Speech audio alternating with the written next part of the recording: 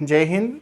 आज हम heating effect of current, धारा का ऊष्मीय प्रभाव पढ़ेंगे, जिसमें हमको किस प्रकार से ऊष्मा उत्पन्न होती है धारा प्रवाहित कराने पर, उसके बाद जूल का नियम, फिर हम पढ़ते हैं पावर कंज्यूम, किस प्रकार से शक्ति ज्ञात करेंगे। इसके बाद हम देखेंगे बल्ब के बारे में जानकारी, हम बल्ब में प्रिंटेड वैल्यू, अंकित मान, फिर हम देखेंगे रेजिस्टेंस ऑफ बल्ब का प्रतिरोध, फिर देखते हैं relation between supply voltage and printed voltage, अंकित मान और आपूर्ति वोल्टेज में संबंध। फिर हम देखेंगे इसके बाद यूनिट कैसे निकालें। जो हमारे घर में बिजली का बिल आता है तो उसमें हम यूनिट देखते हैं, तो यूनिट कैसे निकालें और मंथली बिल कैसे कैलकुलेट करते हैं वो देखेंगे। तो कोशिश करते हैं कि ये पार्ट हमारा पूरा हो जाए, करीब 2 लेक्चर में ये चैप्टर कंप्लीट होगा। तो पहला भाग हीटिंग इफेक्ट है। अब हीटिंग इफेक्ट होता क्या है? हीटिंग इफेक्ट भी किसका है? करंट का, धारा का ऊष्मीय प्रभाव। किसी तार में या किसी रेजिस्टर में, प्रतिरोध में जब धारा प्रवाहित कराई जाए तो धारा प्रवाहित करने से उसमें ऊष्मा उत्पन्न होती है, उसमें हीट प्रोड्यूस होती है, जिससे तार गर्म होने लगता है। उसी को हम बोलते हैं धारा का ऊष्मीय प्रभाव या हीटिंग इफेक्ट ऑफ करंट। तो किसी प्रतिरोध में या किसी वायर में, कंडक्टिंग वायर में करंट फ्लो कराई जाए तब धारा प्रवाहित होगी, और धारा को प्रवाहित करने के लिए जो कार्य करना पड़ता है, वर्क करना पड़ता है, वही वर्क जो है हीट में प्रोड्यूस होता है, वही कार्य जो है ऊष्मा में परिवर्तित होता है। इसी को हम बोलते हैं धारा का ऊष्मीय प्रभाव। अब देखें किस प्रकार से इसके फार्मूले बनते हैं, क्या थ्योरी रहती है। आप मान लें कि धारा प्रवाहित कराते हैं तो धारा का फार्मूला होता है Q/T। यहाँ से जो आवेश है Q इक्वल टू होता है I/T। किसी प्रतिरोध में मान लें कि ये कोई प्रतिरोध है, रेजिस्टेंस है, और इसमें कोई बैटरी लगी है प्लग की के साथ। ये 2 टर्मिनल, इसमें से धारा प्रवाहित होती है I, इसका रेजिस्टेंस है R, और यहाँ का जो विभवांतर है वो है V इसका पोटेंशियल डिफरेंस। तो ये जो I है Q/T। तो ये जो धारा प्रवाहित हो रही है, इसमें से धारा प्रवाहित होने में जो वर्क करना पड़ता है W, यही वर्क जो है किस में कन्वर्ट हो जाता है? ऊष्मा में। यही वर्क जो है हीट में कन्वर्ट होता है। अब पोटेंशियल लगाया है V, तो V का फार्मूला जो है V इक्वल टू ये होता है W/Q, या हम बोलते हैं W इक्वल टू QV। तो ये वर्क इतना करना पड़ता है, इतना कार्य करना पड़ेगा Q/V, यानी प्रतिरोध पर V पोटेंशियल लगाने से कितना चार्ज फ्लो हुआ है? Q। तो अब इसमें हमको ये भी देखना है कि कितने टाइम तक के लिए हो रहा है, T समय के लिए हो रहा है, यानी T सेकेंड के लिए इसमें Q चार्ज फ्लो होता है। तो हमारा फार्मूला जो बनता है W इक्वल टू Q। अब Q आपने निकाल लिया, कितना है? IT।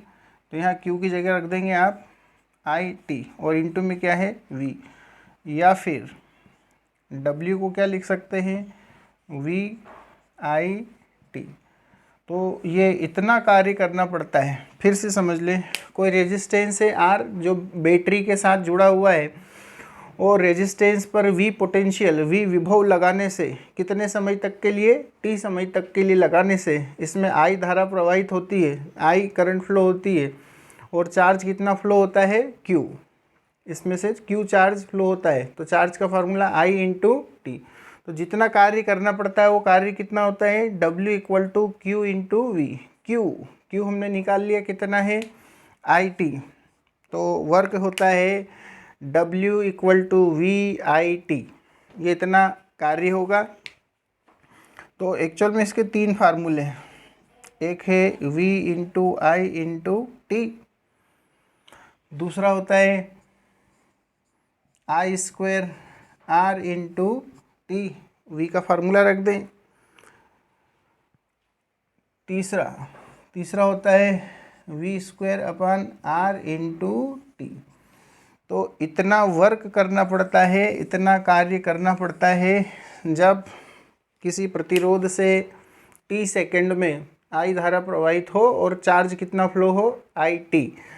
तब किया गया कार्य वर्क डन होता है VIT equal to I square R T equal to V square T upon R. और ये कार्य है, वर्क है, तो इसकी यूनिट क्या होती है, जूल, ये होती है। अब हम बोल रहे हैं कि यही वर्क जो है वो किस में कन्वर्ट हो जाता है, हीट में। यही कार्य जो है ये ऊष्मा में परिवर्तित होता है। ऊष्मा यानी इतनी ऊष्मा इसमें उत्पन्न होगी। तो ये फार्मूले किसके बन जाएंगे, हीट के भी बन जाएंगे। तब आप देखें तो हीट का जो फार्मूला बनेगा ऊष्मा का, H इक्वल टू पहला क्या रहेगा, VIT। दूसरा फार्मूला क्या रहेगा, आई स्क्वायर आर टी। तीसरा फार्मूला रहेगा V square T upon R. ये 3 फार्मूला रहेंगे और तीनों में यूनिट क्या रहेगी, जूल। जूल इसकी यूनिट रहेगी। तो किसी कंडक्टिंग वायर में, चालक तार में या प्रतिरोध आर में वी पोटेंशियल, वी विभवांतर लगाने से एक सिरे से दूसरे सिरे तक ले जाने में जितना कार्य करना पड़ता है W, VIT, I square R T, V square T upon R, यही वर्क किस में कन्वर्ट हो जाता है, हीट में। ऊष्मा उत्पन्न होती है और ऊष्मा कितनी होती है, वही जितनी W है, VIT, I square R T, V square T upon R. और यूनिट क्या होती है इसकी, जूल। इसका मात्रक होता है जूल। तो इतनी ऊष्मा उत्पन्न होती है। तो इस प्रकार से आप ये जो 3 फार्मूले हैं, इन फार्मूले की हेल्प से यदि कोई आपको न्यूमेरिकल दिया हो तो क्वेश्चन सॉल्व कर सकते हैं। पर अब इसमें यूनिट में थोड़ी सी दिक्कत आती है कि कई बार जूल में यूनिट नहीं पूछते हुए हमसे कैलोरी में यूनिट पूछते हैं। कैलोरी में 1 कैलोरी, 1 कैलोरी, 1 कैलोरी होती है 4.2 जूल के बराबर। 1 कैलोरी 4.2 जूल। तो हमको तो जूल को कन्वर्ट करना है, तो यहाँ लिखेंगे 1 joule, 1 joule equal to 1/4.2 calorie, या ऐसा भी लिख सकते हैं 0.24 कैलोरी। तो 1 जूल को यदि कन्वर्ट करना है या जूल को कन्वर्ट करना है कैलोरी में, तो 4.2 से आप क्या करें, डिवाइड लगा दें, तो ये सभी किस में कन्वर्ट हो जाएंगे, कैलोरी में। तो इसी फार्मूले को यदि देखें हम, H इक्वल टू, तो क्या फार्मूला होगा, ये हो जाएगा VIT अपान में कितना आएगा 4.2, दूसरा I square R T upon में कितना 4.2, ये हो गया कैलोरी में। तीसरा V square T upon 4.2 into R. ये सभी किस मात्रक में, किस यूनिट में होते हैं, ये हो जाते हैं कैलोरी में। ये कैलोरी में होते हैं। यानी आपको जूल से यदि कैलोरी में कन्वर्ट करना है तो 4.2 से सभी फार्मूले में डिवाइड लगा देना है, तो ये चेंज हो जाएंगे कैलोरी में। अब इस वीडियो को थोड़ा सा पॉज करें, स्टॉप करें और एक बार फार्मूले देख ले, चेक कर ले कि किस प्रकार से हमको कैलोरी में जूल और जूल को कैलोरी में कन्वर्ट कर सकते हैं। तो आप ये फार्मूले इनका विशेष ध्यान रखें, क्योंकि फिजिक्स में यदि फार्मूले कन्वर्जन ठीक से मालूम है तो आप कैलकुलेशन आसानी से कर सकते हैं। कई बार 4 ऑप्शन में न्यूमेरिकल वैल्यू, संख्यात्मक मान तो समान रहता है, पर आपको चेंज कर देते हैं इसकी यूनिट को। बस इतना आपको ध्यान रखना है। तो इस प्रकार से जूल को कैलोरी में और कैलोरी को जूल में कन्वर्ट कर सकते हैं। अब क्वेश्चन किस प्रकार से आ सकता है वो देख लें। क्वेश्चन आपको इसमें दिया है, find the heat produced in 4.2 ohm resistance by flowing 2 ampere current by 2 ampere current for 5 minutes.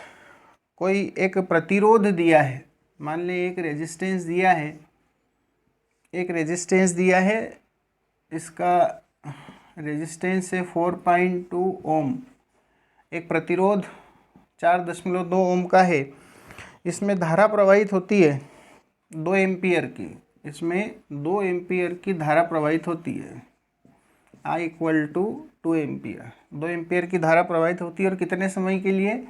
समय दिया है आपको 5 मिनट। तो इस रेजिस्टर में कितनी हीट प्रोड्यूस हुई है वो निकालना है। कोई 4.2 ओम का प्रतिरोध दिया है जिसमें 2 एम्पियर की धारा 5 मिनट तक प्रवाहित होती है, तो इस प्रतिरोध में उत्पन्न ऊष्मा हमको ज्ञात करनी है। तो हीट के तो अलग अलग फार्मूले हैं, हमने आपको फार्मूले बतलाए हैं। तो यहाँ I दिया है, R दिया है और T, तो इन तीनों को मिला के जो फार्मूला बनाते हैं वो आपको लगाना है। फार्मूला है I² R इंटू T। तो H इक्वल टू होगा I², I कितना है 2 एम्पियर, तो 2 का स्क्वायर कर दे 4, R दिया है 4.2 इंटू T दिया है 5 मिनट। तो इसको मिनट को आपको कन्वर्ट करना है सेकंड में, क्योंकि ऐसा यूनिट में टाइम जो है सेकंड में होता है। तो 5 इंटू हो जाएगा 1 मिनट में 60 सेकेंड, तो आप लिखेंगे 5 इंटू 60, अपान में लिख दे 1, डेसिमल को हटाएं तो नीचे लगा दे 0, एक 0 से एक 0 हो जाएगी कैंसिल। तो ये कितना आएगा, 4 2 जा 8, 4 4 जा 16 इंटू 5 6 जा 30, इतना आएगा। तो ये हो जाएगा H इक्वल टू, इनका मल्टीप्लाई कर दे तो ये आ जाएगा 5040, और यूनिट क्या है ये, जूल। तो कितनी ऊष्मा उत्पन्न होगी, 5040 जूल ऊष्मा उत्पन्न होगी, 5400 जूल एनर्जी प्रोड्यूस होगी। आप कभी आपसे जूल की बजाय इसमें पूछ ले कि कैलोरी में, आंसर आपके जो हैं उसमें कभी कैलोरी में भी दिया हो, तो या तो डायरेक्ट इसमें 4.2 से डिवाइड लगा दें या फिर यहाँ पर डिवाइड लगा दें, दोनों जगह डिवाइड लगा सकते हैं आप। तो H इक्वल टू फार्मूला वही I², 4,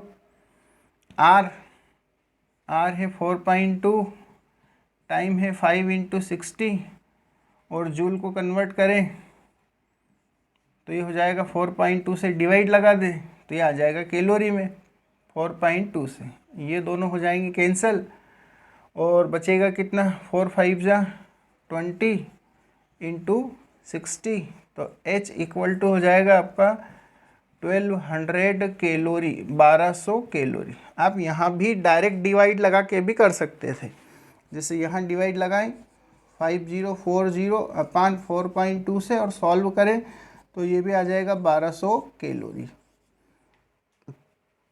तो यदि जूल में आंसर है, जूल यूनिट में, तो 5040 है, और कैलोरी में है तो 1200 कैलोरी हीट प्रोड्यूस होगी, ऊष्मा उत्पन्न होगी। तो जैसा चाहें, जो सरल लगे, जिसमें टाइम कम लगे, उस मेथड से आप क्वेश्चन को सॉल्व कर सकते हैं। तो ये हीट प्रोड्यूस और वर्क डन, ये हमने इतना देख लिया है। अब हम देखते हैं पावर, हिंदी में हम बोलते हैं शक्ति। पावर क्या होता है? कई बार पावर हम यूज़ करते हैं मैकेनिकल फिजिक्स में, मैकेनिक्स में, जहाँ पावर की यूनिट होती है वाट। वाट का बहुत ज़्यादा हम यूज़ पावर के लिए करते हैं। हिंदी में हम बोलते हैं शक्ति, पावर, हिंदी में बोलते हैं शक्ति। डिनोट करते हैं इसको P, फार्मूला होता है W/T। टी। और इसकी डेफिनेशन होती है work per unit time, work per unit time is called work।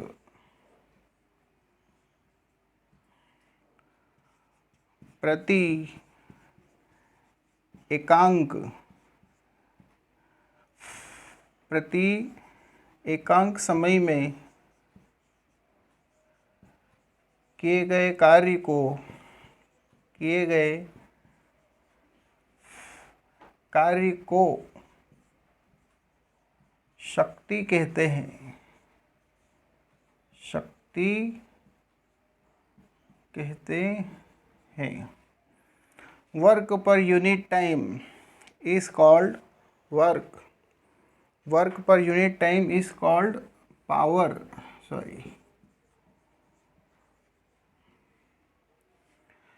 प्रति एकांक समय में किए गए कार्य को हम कहते हैं पावर, शक्ति। तो ध्यान से देख लें, यदि अब ये पावर, शक्ति, ये पर सेकेंड में है, टाइम सेकेंड में हम लेते हैं। डब्ल्यू वर्क, वर्क के लिए अभी हमने 3 अलग अलग फार्मूले देखे हैं, तो उन फार्मूले उनको हम यूज़ करें डब्ल्यू में और कैलकुलेट करें तो हम निकाल सकते हैं कितना पावर है। तो जैसे पहला है W/T, पहला फार्मूला भी आपने देखा था VI/T/T, तो ये T से ये T कट जाएगा, तो क्या बचेगा आपका VI। तो हमने जो 3 फार्मूले अभी वर्क के बनाए थे उनमें सभी में T कैंसिल हो जाएगा, तो पहला होगा VI, दूसरा हो जाएगा I²R, और तीसरा हो जाएगा V²/R। तो एक मेन फार्मूला तो इसका है W/T, जो इस चैप्टर में चलता है, हीटिंग इफेक्ट या थर्मल इफेक्ट भी बोलते हैं, धारा का ऊष्मीय प्रभाव W/T। ये मैकेनिक्स में भी, यांत्रिकी में भी चलता है W/T, VI। तो ये 3 इसके अलग अलग फार्मूले हैं, VI, I²R, V²/R, और एक मेन फार्मूला है W/T। अब इसकी यूनिट देखें, यूनिट क्या होगी। सबसे पहले हम डायमेंशनल फार्मूला देखें। डायमेंशनल फार्मूला हिंदी में हम बोलते हैं विमीय सूत्र, इसका विमीय सूत्र देखें। डायमेंशनल फार्मूला W होता है mL²T⁻²T, टाइम का है T⁻1। तो अल्टीमेटली जो फार्मूला बनेगा m वैसे ही रहेगा, L² वैसे ही रहेगा, T⁻1 है, ऊपर जाके हो जाएगी -1, -2 ऑलरेडी है, तो टोटल हो जाएगी -3। तो mL²T⁻−3 ये इसका विमीय सूत्र होगा, डायमेंशनल फार्मूला होगा। फिर इसकी SI यूनिट ही ज़्यादा चलती है, तो इसकी जब यूनिट देखें हम, SI यूनिट, तो SI यूनिट क्या होगी, W होता है जूल, और टाइम ये है सेकेंड, ये है सेकेंड, 1 जूल पर सेकेंड, 1 जूल पर सेकेंड। यानी किसी परिपथ में 1 सेकेंड में 1 जूल का कार्य किया जाता है तब उसकी शक्ति को हम बोलते हैं 1 वाट, WATT, वाट। ये जो वाट यूनिट है ये किसकी होती है, शक्ति की होती है, पावर की। तो किसी सर्किट में किसी चार्ज को चलाने के लिए, 1 सेकेंड चलाने के लिए यदि 1 जूल का कार्य करना पड़े, तो उसमें हम बोलते हैं कि 1 वाट की शक्ति उसमें खर्च हुई है। तो यूनिट क्या है इसकी, वाट। पावर की यूनिट होती है वाट। डायमेंशनल फार्मूला होता है mL²T⁻−3, 1 वाट कितने की इक्वल, 1 जूल पर सेकेंड, जूल पर सेकेंड, ये वाट है। अब वाट होती है थोड़ी छोटी यूनिट, तो इसके बजाय हम बड़ी बड़ी यूनिट का भी यूज़ करते हैं। कौन कौन सी यूनिट है वो देख लें। सबसे पहले हम यूज़ करते हैं किलोवाट। किलोवाट, किलोवाट लिखते क्या हैं, ऐसे लिखते हैं kW, 1 किलोवाट, 1 किलोवाट, 1 किलोवाट। इसको कैसे दर्शाते हैं? किलो होता है कितना? 10 की पावर 3, 10 की पावर 3 वाट, 1 किलोवाट। फिर हम लिखें 1 मेगावाट, 1 मेगावाट कैसे दर्शाते हैं? 1 MW, और ये कितने की इक्वल होता है? 10 की पावर 6 वाट के। यहाँ W लिखा है मतलब ये क्या है? वाट है।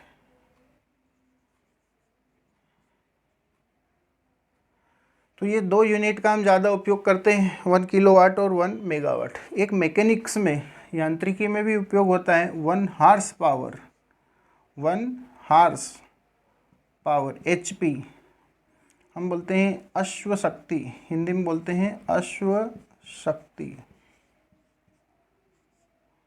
1 हार्स पावर ये होता है 746 वाट के इक्वल। ये अच्छे से याद रख लेना।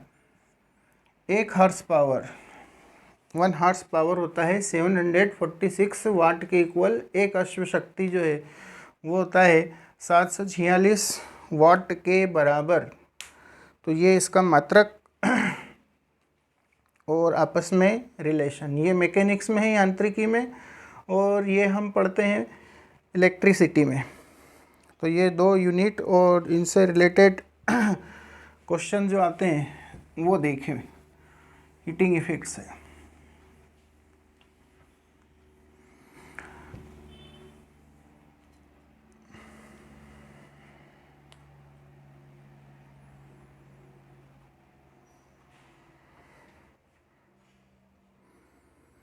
क्वेश्चन है 1.5 ampere, 1.5 ampere current is flowing in 800 ohm resistance of heater wire. Heater का कोई एक तार है, मान लीजिए हीटर का तार है, और हीटर के तार का प्रतिरोध रेजिस्टेंस है 800 ओम। हीटर के तार का प्रतिरोध 800 ओम है। इसमें 1.5 एम्पियर की करंट फ्लो होती है। I equal to 1.5 ampere, 1.5 ampere की धारा प्रवाहित होती है। Find the power consumed in heater. तो इसमें कितना पावर होगा, यानी कितनी पावर या कितनी शक्ति खर्च हुई है वो हमको निकालनी है। I दिया है, R दिया है, और हमको P की वैल्यू निकालनी है। तो सिंपल फार्मूला हम लगाते हैं। P इक्वल टू 3 फार्मूले हैं, I और R जिसमें आ रहा हो, तो फार्मूला है I²R। तो यहाँ से कितनी शक्ति खर्च हुई है, कितनी पावर कंज्यूम हुई है वो हम निकाल सकते हैं। I दिया है 1.5, इसका कर दें स्क्वायर, इंटू R दिया है आपको 800 इक्वल टू 1.5। अभी मान लें कि ये 15 है, तो 15 का स्क्वायर होता है 225। डेसिमल के बाद एक डिजिट है, स्क्वायर करेंगे तो 2 डिजिट हो जाएंगे, तो पीछे से 2 डिजिट, 1 2 2 अंक गिन के दशमलव लगा दें, इंटू 800 अपान में लिख सकते हैं 1। तो डेसिमल के बाद जितने अंक हैं, डिजिट हैं, उतने जीरो नीचे लगा दें, 225 अपान 100 इंटू 800। तो ये 2 जीरो से 2 जीरो हो गई कैंसिल, और इनका कर दें मल्टीप्लाई 225 में 8 का, तो ये आता है करीब 1800 वाट, 1800 वाट, 1800 वाट आता है। यानी कोई हीटर की कुंडली है, कॉइल है, उसमें प्रतिरोध 800 ओम है और 1.5 एम्पियर की धारा प्रवाहित यदि होती है, तो उसमें खर्च शक्ति P बराबर हो जाएगी 1800 वाट, 1800 वाट एनर्जी इसमें पावर कंज्यूम होगी। तो इस प्रकार से पावर के क्वेश्चन भी आप कर सकते हैं। मैं जो बता रहा हूँ बिल्कुल सिंपल टाइप के एलिमेंट्री क्वेश्चंस हैं। एग्ज़ाम में कुछ घुमा फिरा के भी क्वेश्चन पूछे जा सकते हैं, पर बेसिक थ्योरी अच्छे से याद रखेंगे तो दिक्कतें नहीं आएगी। इसके बाद हमको पढ़ना है energy consumed in electrical circuit. Energy consumed in electrical circuit, विद्युतीय परिपथ में खर्च शक्ति की बजाय हम लिखें ऊर्जा, खर्च ऊर्जा, एनर्जी कंज्यूम्ड,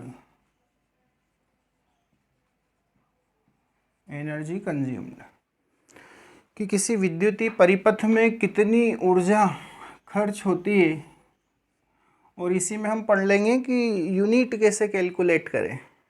तो फार्मूला हमारा पावर का क्या है, पावर इक्वल टू W/T, ये हमारा फार्मूला है, P इक्वल टू W/T।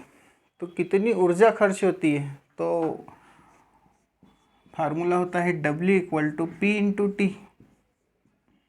आप देखें ये W तो वर्क है, पर work capacity of doing work is called energy, कार्य करने की क्षमता को ही हम बोलते हैं ऊर्जा। तो ये जो W है ये यहाँ पर ऊर्जा भी होती है, तो यहाँ ऊर्जा के लिए फार्मूला क्या हो गया, P इंटू टी, पावर। अब पावर का फार्मूला हमने लिखा है वाट, टाइम है सेकेंड में, तो W इक्वल टू वाट, वाट हमने पढ़ा था 1 जूल पर सेकेंड, और इंटू में भी क्या है सेकेंड, तो ये सेकेंड से सेकेंड हो जाएगा cancel.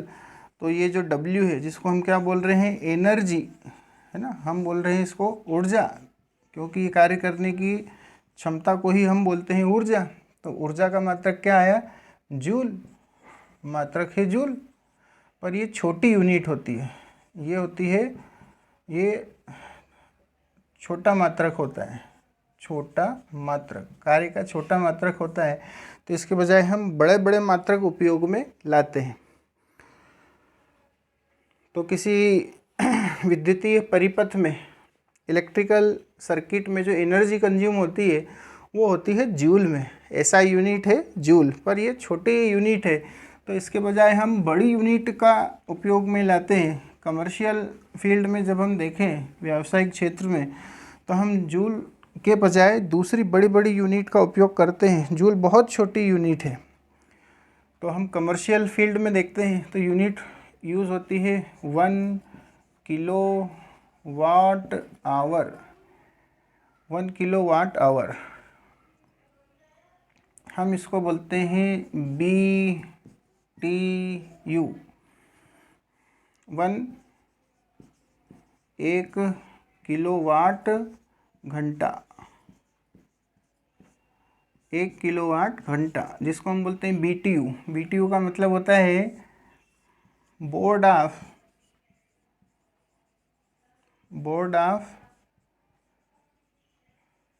Trade unit, board of trade unit. और इसकी वैल्यू कितनी होती है, इसकी वैल्यू होती है 3.6 इंटू 10⁻⁶ जूल। अब आप देख लें कि जूल कितनी छोटी यूनिट है, 10⁶ ये होता है मेगा, 10⁶ होगी तब जाके वो 1 किलोवाट की इक्विवेलेंट आएगी।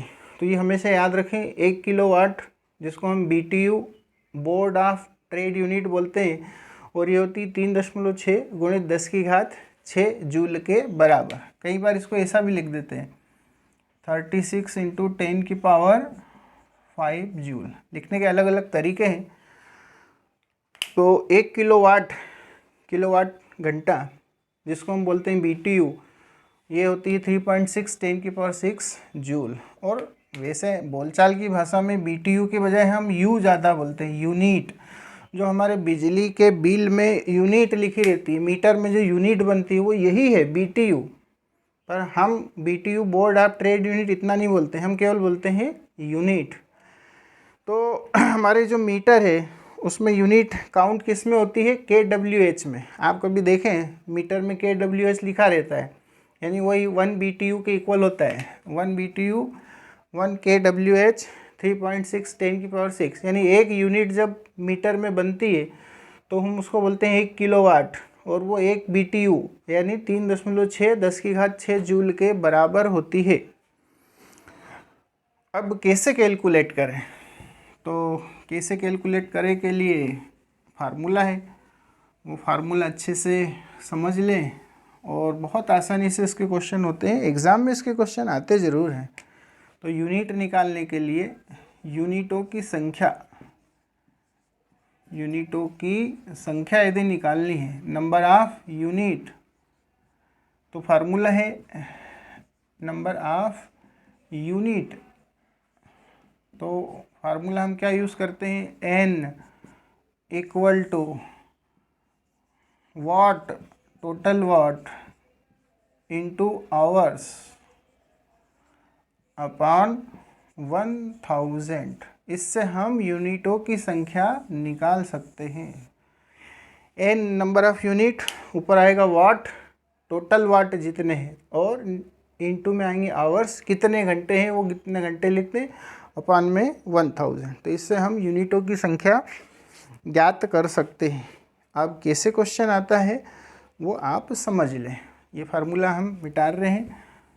क्वेश्चन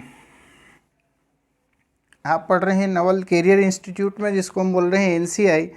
तो मैं मान लूँ कि NCI का कोई एक हॉल है।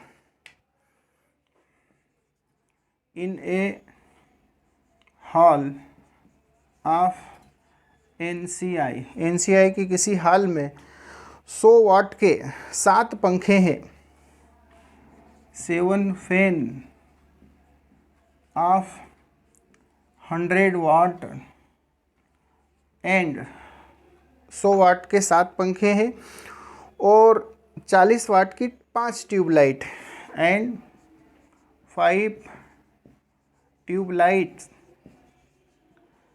Of 40 watt are working. ये कार्य करती है कितने घंटे के लिए? 10 घंटे के लिए। आर वर्किंग फॉर 10 आवर्स, 10 घंटे के लिए। 100 वाट 7 पंखे, 40 वाट 5 ट्यूबलाइट 10 घंटे के लिए कार्य करती है। तब हमको निकालना है कि कितनी यूनिट बनती है। Find n number of unit निकालना है, and 1 month electricity bill if unit is 4 rupees, if charge is 4 unit per rupees। अब क्या है वो समझ लें कि एक हाल में 100 वाट के 7 पंखे हैं, 40 वाट की 5 ट्यूबलाइट है, प्रतिदिन 10 घंटे ये कार्य करती है, मतलब ये जलती हैं। तो हमको नंबर ऑफ़ यूनिट, कितनी यूनिट खर्च हुई है, एक महीने में कितनी यूनिट खर्च हुई है, और एक महीने का बिजली का बिल निकालना है यदि एक यूनिट का खर्च 4 रुपये आता हो। तो सबसे पहले निकाल लें कितने वाट खर्च हुए। तो 7 फैन है और कितने वाट के हैं, 100 वाट के, तो टोटल हो जाएगा 700 वाट। फिर कितने पंखे हैं, ट्यूबलाइट है 5 ट्यूबलाइट, 5 ट्यूबलाइट है कितने वाट की, 40, तो हो जाएंगे कितने, 200 वाट। तो टोटल कितने हो गए, ये हो गया 900 वाट, है ना। ये W निकाल लिया। टाइम आपको दिया हुआ है कितना है, 10 आवर्स, और एक महीने के लिए निकालना है। तो आप लिखेंगे N इक्वल टू, फार्मूला है W इंटू T, टाइम जो किस में है, आवर्स में है टाइम, और अपान में है 1000। तो देखें W, ये एक दिन के लिए फार्मूला है, और यदि 30 दिन के लिए निकालना हो तो किससे मल्टीप्लाई करें, 30 से, एक महीने में 30 दिन। तो W है आपका कितना, 900, टोटल वाट कितने घंटे, 10 घंटे रोज़ जलती है, कितने दिन के लिए? 30 दिन के लिए। और अपान में कितना है? 1000। एक जीरो से एक जीरो, दो जीरो से दो जीरो। तो हम निकाल लेंगे यूनिट, नंबर ऑफ़ यूनिट कितनी आ जाएगी? 9 × 30, तो ये कितनी हो जाएगी? 270 यूनिट। अब इसका क्या अर्थ हुआ? यानी किसी हाल में यदि 7 पंखे हैं 100 वाट के, 5 ट्यूबलाइट है 40 वाट की, और रोज़ डेली प्रतिदिन ये 10 घंटे तक चलती हैं, तो एक महीने में 270 यूनिट बिजली खर्च होगी। 270 यूनिट, और फार्मूला है W/T/1000, पर यह है एक दिन के लिए। 30 से गुणा कर देंगे तो 30 दिन मतलब एक महीने के लिए होगा, तो ये आता है 270 यूनिट। अब एक यूनिट का खर्च कितना है? 4 रुपये एक यूनिट का। तो 270 का कितना होगा? तो आप लिखेंगे टोटल बिल, कितना बिल? n × 4, है ना। एक यूनिट का कितना है? 4 रुपये, 2 यूनिट का 8, तो 270 का कितना होगा? 270 × 4, और मल्टीप्लाई करें तो ये आएगा 108 × 10 0, तो ये हो जाएगा 1080 रुपये। तो 270 यूनिट है और 4 रुपये यदि एक यूनिट का खर्च है, तो बिजली का बिल आ जाएगा उस महीने का 1080 रुपये। इस प्रकार से आप सॉल्व कर सकते हैं। यहाँ पंखे दिए हैं, ट्यूबलाइट दिए हैं, यदि कोई एग्जॉस्ट फैन दिया हो, कोई एसी दिया हो, कुछ और भी इंस्ट्रूमेंट दिए हो जिनके वाट दिए हों, तो भी आप कर सकते हैं। अलग अलग टाइम दिए हो तो अलग अलग कैलकुलेट कर लें। जैसा क्वेश्चन हो वैसा आप सॉल्व कर सकते हैं। प्रैक्टिस अच्छी करेंगे तो आप आसानी से सॉल्व कर सकते हैं। तो ये आप अपने घर के बिजली के बिल को भी कैलकुलेट कर सकते हैं। आप अपने मीटर से देख करके यूनिट भी अंदाज से निकाल सकते हैं कि महीने में कितना बिजली का बिल आता है। बस आपको जो उपकरण है वो कितने वाट पे कार्य कर रहे हैं वो वाट पता होना चाहिए, कितने घंटे कार्य कर रहे हैं वो घंटे पता होना चाहिए, तो आप टोटल यूनिट कैलकुलेट कर सकते हैं। तो ये एनर्जी कंज्यूम, खर्च ऊर्जा और यूनिट कैसे निकालते हैं वो आपने देख ली। अब हम देखेंगे इलेक्ट्रिक बल्ब और उसकी जानकारी। विद्युतीय बल्ब, इलेक्ट्रिक बल्ब, विद्युतीय बल्ब, विद्युतीय बल्ब, ये इस टाइप से इसका संकेत है विद्युतीय बल्ब का। इसको हम विद्युतीय बल्ब कहते हैं। सबसे पहले इसमें हम पढ़ते हैं अंकित मान। अंकित मान क्या होता है? अंकित, अंकित मतलब लिखा हुआ, प्रिंटेड, प्रिंटेड या फिर बोलते हैं रेटेड वैल्यू, प्रिंटेड और rated value of bulb. Bulb का अंकित मान, प्रिंटेड या रेटेड वैल्यू। तो बल्ब के ऊपर ऐसा लिखा हुआ रहता है 220 वोल्ट और 40 वाट, ऐसा यदि लिखा है तो इसी को हम क्या बोलते हैं? रेटेड वैल्यू, प्रिंटेड वैल्यू, या फिर हिंदी में बोलते हैं अंकित मान। अब इसका अर्थ क्या है कि एक कोई विद्युतीय बल्ब है जिस पे लिखा है 220 वोल्ट 40 वाट। इसका अर्थ ये है कि ये जो बल्ब है ये 220 वोल्टेज पर कार्य करता है, 220 वोल्ट पर कार्य करने के लिए बना है, और इसकी पावर कितनी है? 40 वाट, यानी 220 वोल्ट पे कार्य करेगा और 40 वाट की इसकी शक्ति है। इसी को हम बोलते हैं अंकित मान, जो लिखा हुआ है, प्रिंटेड या फिर रेटेड वैल्यू। तो अलग से क्वेश्चन में ऐसा दिया नहीं रहेगा कि ये प्रिंटेड वैल्यू है, ये इसकी रेटेड वैल्यू है कि अंकित मान है। ये देख करके आपको समझ में आना कि ये दिया है, मतलब अंकित मान या प्रिंटेड या रेटेड वैल्यू दी है। कई बार जैसे 220 वोल्ट नहीं दे, केवल इतना दे दें और क्वेश्चन में कहीं भी वोल्टेज नहीं लिखा है तो आप 220 मान के चलें। हमारे इंडिया में जो कोई भी इंस्ट्रूमेंट है, इलेक्ट्रिकल इंस्ट्रूमेंट, जनरली वो 220 वोल्ट पर वर्क करने के लिए डिज़ाइन किए हुए रहते हैं। हमारे यहाँ पर इंडिया में जितने भी विद्युतीय उपकरण हैं वो 220 वोल्ट पर कार्य करने के लिए बने होते हैं। तो ये है प्रिंटेड वैल्यू, रेटेड वैल्यू। फिर दूसरा हम लेते हैं रेजिस्टेंस ऑफ बल्ब, बल्ब का प्रतिरोध, बल्ब का प्रतिरोध, बल्ब का प्रतिरोध, resistance, resistance of bulb, resistance of bulb. Formula हमारा पावर से P इक्वल टू V²/R। हम बल्ब के लिए देख ले हैं तो ये है RB, ये प्रिंटेड वैल्यू है तो हम RB मतलब रेजिस्टेंस ऑफ बल्ब, ये फार्मूला बनता है V²/P, V²/P। और ये P क्या है? R है। R मतलब ये है रेटेड, रेटेड मतलब अंकित मान। तो यहाँ पर ये याद रखना है कि जो बल्ब का प्रतिरोध है अंकित मान पर निर्भर करता है, सप्लाई वोल्टेज पर निर्भर नहीं करता है। किस पर निर्भर करता है? प्रिंटेड वैल्यू पर, अंकित मान पर निर्भर करता है। तो ये फार्मूला सिंपल सा लगा कि आप बल्ब का रेजिस्टेंस निकाल सकते हैं, बिल्कुल सिंपल टाइप का फार्मूला है।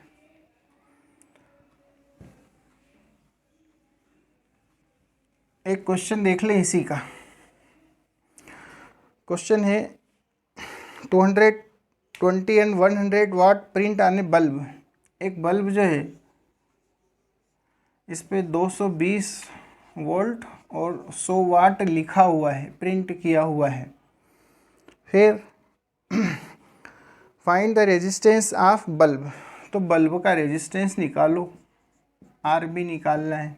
तो ध्यान से देखें तो ये है PR प्रिंटेड या रेटेड वैल्यू, अंकित मान, और ये क्या है? ये है V वोल्टेज। तो फार्मूला है RB का भी फार्मूला देखा था आपने, V²/P। तो V है कितना? 220, तो 2 बार लिख ले, इंटू P प्रिंटेड वैल्यू है 00, 10 से 10, 10 से 10, तो 22 का स्क्वायर तो आता है 484। तो बल्ब का प्रतिरोध कितना आया? बल्ब का प्रतिरोध आया 484 ओम, 484 एम। बिल्कुल सिंपल टाइप का क्वेश्चन है। तो आप रेटेड वैल्यू को देख करके, अंकित मान को देख करके बल्ब का प्रतिरोध ज्ञात कर सकते हैं।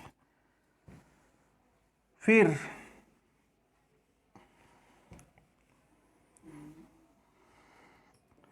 अब हमने रेटेड वैल्यू देख ली, रेटेड वैल्यू के बाद पहले देख ली इसकी प्रिंटेड वैल्यू। फिर हम देखते हैं सीरीज़ और पैरेलल कम्बिनेशन, सीरीज़ और पैरेलल कम्बिनेशन ऑफ बल्ब, बल्बों का संयोजन। तो पहले हम देखते हैं श्रेणी क्रम संयोजन, श्रेणी क्रम संयोजन, बल्बों का संयोजन। श्रेणी क्रम मतलब सीरीज कॉम्बिनेशन, सीरीज कॉम्बिनेशन किसका? बल्बों का। ये अभी हम बल्ब वाली हेडिंग ही पढ़ रहे हैं। तो बल्ब ले लें, इसमें हम मान लें कि 3 अलग अलग इलेक्ट्रिक बल्ब हमने लिए हैं, 3 बल्ब लिए, एक बल्ब, दूसरा बल्ब, तीसरा बल्ब, 3 बल्ब लिए। एक की पावर है P1, दूसरे की पावर है P2, तीसरे की पावर है P3। P1, P2, P3 इनकी शक्तियाँ हैं और इनको किसी विद्युतीय स्रोत से, इलेक्ट्रिक सोर्स से हमने कनेक्ट किया है। यहाँ पर ये जो चिन्ह है ये AC का है, अल्टरनेटिंग करंट का है। अल्टरनेटिंग करंट हम बोलते हैं विद्युतीय धारा। हमारे घर के अंदर जो इलेक्ट्रिक सर्किट है उनमें AC इलेक्ट्रिक करंट फ्लो होती है। इसमें कोई डायरेक्शन नहीं बतलाते हैं। यह है सीरीज़ कॉम्बिनेशन। तो सीरीज़ कॉम्बिनेशन में सभी पर धारा समान होती है, करंट होती है सेम, और फार्मूला होता है 1/p। एस लिखा है सीरीज़ के लिए, फार्मूला है 1/p1 plus 1/p2 plus 1/p3। और डायरेक्ट फार्मूला देखें तो फार्मूला है PS equal to P1 into P2 into P3 upon cyclic order में, चक्रीय क्रम में, P1 P2 plus P2 P3 plus P3 P1। अब मैं आपको याद दिलाऊं कि ये फार्मूला जो है हमने कैपेसिटर में पढ़ा था, संधारित्र में, यानी संधारित्र जैसे ये काम करते हैं। संधारित्र में सीरीज़ में 1/C 1/C1 1/C2 1/C3। तो जैसे कैपेसिटर में फार्मूले लगाए थे सीरीज पैरेलल में, सेम वैसे के वैसे आपको लगाना है। अब यदि आपको दे दे कि यह भी यदि सभी सेम है, if power of first bulb equal to second bulb equal to third bulb, कहाँ तक है, n तक है, और सभी मान ले किसके बराबर है, p के बराबर है, तो फार्मूला क्या हो जाएगा। तो ऐसी कंडीशन में सीरीज़ में फार्मूला हो जाता है p/n। कितना फार्मूला होगा, p/n फार्मूला होगा। कब, जब श्रेणी क्रम में n बल्ब एक समान प्रतिरोध, एक समान शक्ति के हों, जिनकी सभी की शक्ति हो p, n तक है, n बल्ब है, तो हो जाएगा p/n। अब सबसे काम की चीज़ इसमें, जो जितनी भी शक्ति खर्च होती है सीरीज़ में, उससे हम चमक का निर्धारण करते हैं कि कितनी ब्राइटनेस होगी, कितना ग्लो होगा, कौन बल्ब कैसा जलेगा। हिंदी में हम बोलते हैं चमक, या कितनी शक्ति खर्च हुई है। तो ये प्रश्न इससे संबंधित थ्योरी वाला हमसे पूछते हैं। तो इसमें धारा जो है वो क्या होती है, कांस्टेंट आई होती है, कांस्टेंट सभी में होती है सेम। तो पावर का वो फार्मूला लगाते हैं जिसमें आई हो कांस्टेंट, तो फार्मूला होता है I²R, और ये है कांस्टेंट। ठीक है, आई क्या है इसमें, कांस्टेंट, और आर देखें, आई कांस्टेंट है तो P प्रोपोर्शनल टू हो जाएगा R, और वोल्टेज सभी का रहता है सेम। तो हम लिखते हैं इसमें P proportional to R। R मतलब है RB, बल्ब का प्रतिरोध है ना, और RB का फार्मूला उसमें अपॉन में आता है पावर 1/P, पर ये कौन सा है, रेटेड मतलब अंकित, ये है अंकित मान जो बल्ब के ऊपर लिखा है। देखो ये दो अलग अलग P है, ये सर्किट में जितना खर्च हो रहा है वो है, और ये जो है बल्ब के ऊपर जो लिखा है। तो इससे क्या हम निष्कर्ष निकालेंगे वो समझ लें। यदि सीरीज़ में हमारे बल्ब कनेक्टेड हैं, अलग अलग बल्ब यदि सीरीज़ में कनेक्ट हैं, तब हम देखें कि जिस बल्ब का रेजिस्टेंस ज़्यादा है उसका चमक भी ज़्यादा होगी। उल्टा देखें, रेटेड मान, अंकित मान, जिस बल्ब का अंकित मान, किसमें, शक्ति में अंकित मान क्या हो, कम हो, उसकी चमक कैसी होगी, ज़्यादा। इससे संबंधित अभी क्वेश्चन 1 में आपको बताऊंगा। ये बड़ा काम का फार्मूला है।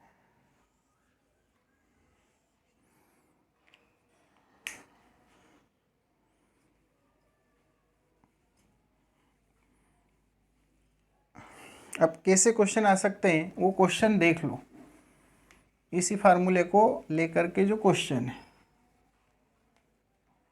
सीरीज में।